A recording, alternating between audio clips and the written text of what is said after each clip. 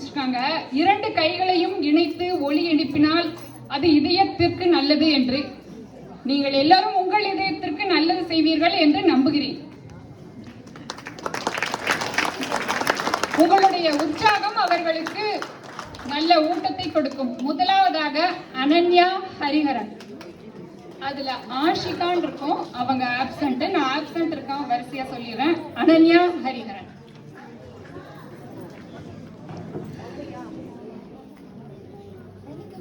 தமிழுக்கும் அமுதென்றல் பேர், இந்த தமிழ் இன்பத் தமிழ் எங்கள் உயிருக்கு நேர், உயிருக்கு நேர்.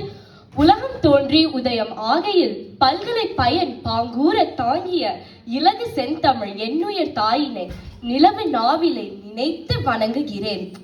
வணக்கம், என் பேர் அனன்யா ஹரிஹரன்.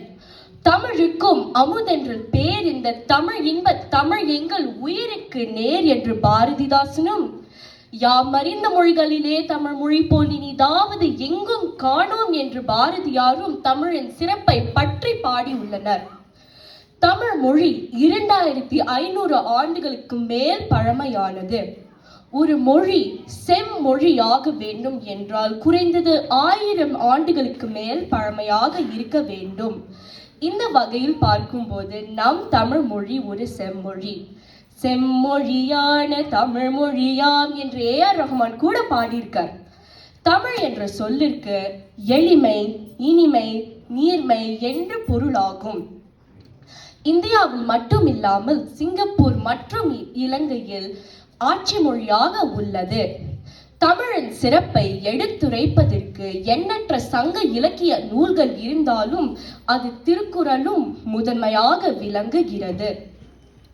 உலகிலேயே அதிகமான மொழிகளில் மொழிபெயர்க்கப்பட்ட நூல்களில் திருக்குறளும் ஒன்றாகும். ஔவையார், பாரதியார், பாரதிதாசன், திருவள்ளுவர், கம்பர் மற்றும் பலர் தமிழை வளர்க்க அரும்பாடுபட்டனர். தமிழை பேணி காப்பதற்கு தமிழ் கல்வியில் படிப்பதுதான் நல்லது. பிற மொழிகள் படிப்பது தவறல்ல, அது தமிழின் வளர்ச்சியை தடுக்காமல் இருக்க வேண்டும். நான் 10 வருஷமா இந்த தமிழ் பள்ளிக்கூடத்துல தமிழை படிக்கிறேன். எனக்கு தமிழ் கற்றுக் கொடுத்த அனைத்து ஆசிரியர்களுக்கும் மிக பெரிய நன்றி. எனவே மாணவர்களே, நீங்களும் தமிழை விடாமல் படிக்க வேண்டும். அதனால் தமிழை கற்போம், கற்பிப்போம், தமிழை வாழ வைப்போம். நன்றி, வணக்கம்.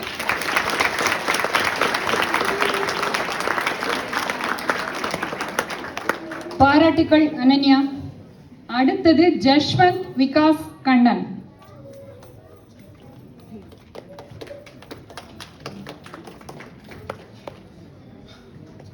அனைவருக்கும் பொங்கல் திருநாள் நல்வாழ்த்துக்கள். தமிழுக்கும் அமுதென்று பேர் என்ற பாரதிதாசனின் கவிதையின் முதல் வரியே இன்றைய தலைப்பாக அமைந்தது.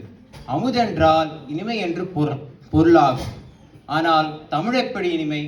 தமிழ் இனிமையாக 50 காப்பியங்களான சிலப்பதிகாரம், மணிமேகலை, குண்டலகேசி, சீவக சிந்தாமணி மற்றும் வளையாபதி அனைத்தும் தமிழின் சிறப்பு.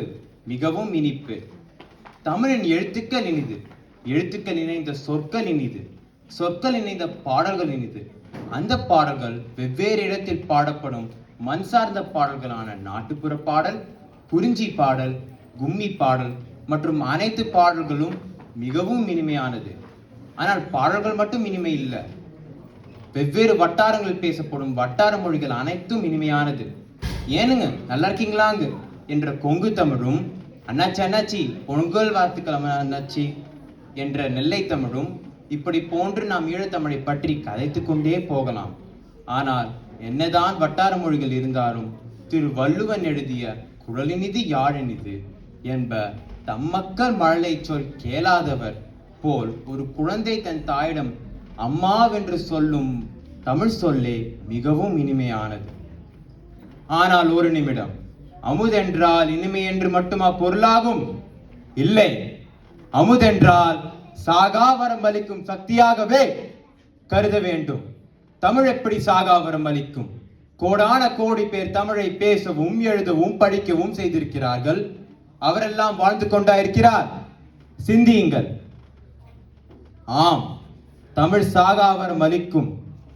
இருள் நம்மை சூழும் பொழுது, தேர்வுகள் நம்மை நெருங்கும் பொழுது, புயலோ இடியோ சுனாமியோ ஏன் காட்டு தீயோ நம் மனம் அச்சத்தில் வீழும் பொழுது, முண்டாசு கவிஞன் முரட்டு மீசைக்காரன் நம் கரங்களை இருக்கப்பற்றி நம் மனதில் அச்சமில்லை அச்சமில்லை அச்சமென்பதில்லையே, உச்சி மீது வானிடிந்து வீழுகின்ற போதிலும் அச்சமில்லை அச்சமில்லை அச்சமென்பதில்லையே என்று கூறி நம் மனதில் வீரத்தை ஊற்றவில்லையா?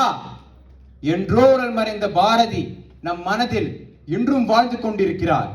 இவர் மட்டுமா ஒவ்வொரு நாளும் நம்மை சரியான பாதையில் வைத்து நன்னெறிகளை புகற்றி நம் நெஞ்சில் வாழ்ந்து கொண்டிருக்கும் 1330 குறள்கள் எழுதிய திரு வள்ளுவரும், ஆத்திச்சுவடி எழுதிய ஔவையாரும், கவிதைகள் எழுதிய கம்பனும், பொன்னியின் செல்வன் கொடுத்த கல்கியும் மற்றும் இவர்களை போன்று தமிழுக்கு வாழ்க்கையை அர்ப்பணித்து தமிழ் தொண்டாற்றிய அனைவரும் நமது கலாச்சாரத்திலும் நாகரிகத்திலும் பழக்க வழக்கத்திலும் இக்காலத்திலும் நம்மோடுதான் வாழ்ந்து கொண்டிருக்கிறார். அவ்வகையிலே தமிழ் அமிர்தம்தான் தமிழ் சாகாவரம் அளிக்கும். மாட மாளிகையையும் தீ கொண்டு செல்லும், தீரா செல்வமும் சொந்தம் கொண்டு செல்லும், புஜகர பிரமாக்கர உடலையும் முதுமை கொண்டு செல்லும். நமது நல்ல படைப்புகளே அழியாமல் வாழும். நல்ல படைப்புகளை புரிவோம், அழியாமல் நம் காலத்தையும் கடந்து வாழ்வோம். நன்றி, வணக்கம். என் பேர் ஜெஸ்வந்த்.